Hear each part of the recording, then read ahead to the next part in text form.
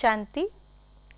आज सोमवार 17 मई 2021 है और सोम रस पिलाने वाले, हमें अमरपुरी में ले जाने वाले बाबा ने आज हमें अव्यक्त इशारों में कहा है, जितना आप अपनी अव्यक्त स्थिति में स्थित होते जाएंगे उतना बोलना कम होता जाएगा।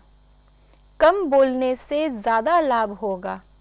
फिर इस योग की शक्ति से सर्विस स्वतः होगी। योग बल और ज्ञान बल जब दोनों इकट्ठा होता है तो दोनों की समानता से सफलता मिलती है। तो आज बाबा ने हमें सबसे पहले कहा कि हमें अपनी अव्यक्त स्थिति बनानी है। अव्यक्त अर्थात फरिश्ता स्थिति। फरिश्ता उनकी लाइट की काया होती है जो उनके गुणों से निर्माण होती है, जो उनका ऑरा कहे या उनके वाइब्रेशंस कहे।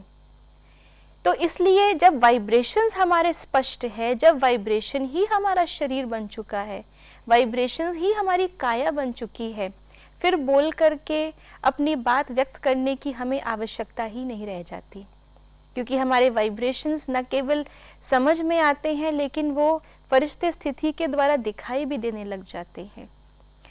इसलिए बाबा ने कहा कि बोलना जितना कम करेंगे उतना फायदा ज़्यादा होगा।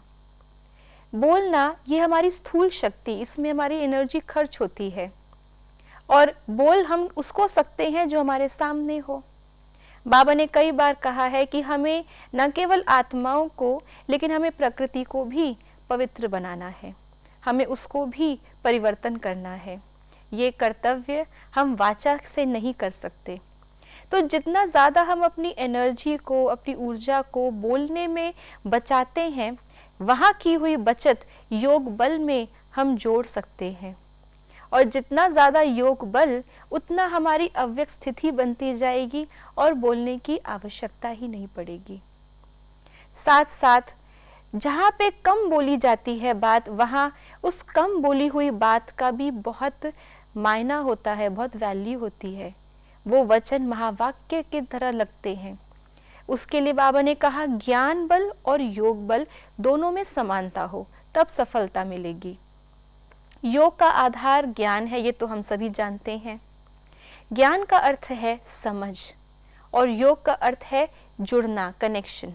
हम सभी को ये बताते हैं, नयों को भी बताते हैं, लेकिन कहीं ना कहीं इस ज्ञान मार्ग में चलते चलते हम अपनी सेल्फ रियलाइजेशन, जो वो भी ज्ञान का एक हिस्सा है, माया को परखना वो भी ज्ञान का एक हिस्सा है। तो इसलिए हम जितना ज़्यादा अपने आप को रियलाइज़ करते हैं, ज्ञान को समझ पाते हैं, अपने कर्मों को रियलाइज़ कर पाते हैं और उसके साथ साथ बाबा से कनेक्शन जोड़ करके सही समय पर सही बात को हम अप्लाई कर पाते हैं, उतना ज़्यादा ही इस ज्ञान और योग के बल की समानता से हम सफलता पा सकते हैं।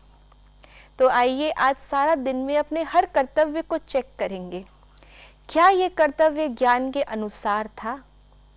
क्या इस कर्तव्य को करने के लिए टचिंग मुझे परमात्मा से, बाबा से आ रही है? और तब हम कर्तव्य करते चलें। ओम शांति।